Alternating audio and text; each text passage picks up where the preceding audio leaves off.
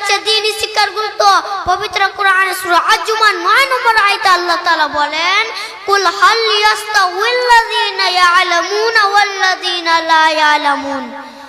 অর্থাৎ হে নবী, তুমি বলে দাও, যারা জানে এবং যারা জানে না তারা দুজন সমান নয়, এবং তোমাদের মধ্যে যারা জ্ঞানী তারা আমার উপদেশ গ্রহণ করে।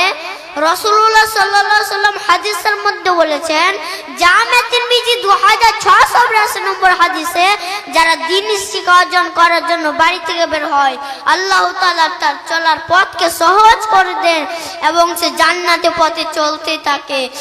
আর আল্লাহ তাআলা অসংখ্য ফেরেশতারা তার জন্য রাস্তা পাকা বিছিয়ে রাখে এবং অসংখ্য ফেরেশতারা তার জন্য দোয়া করে।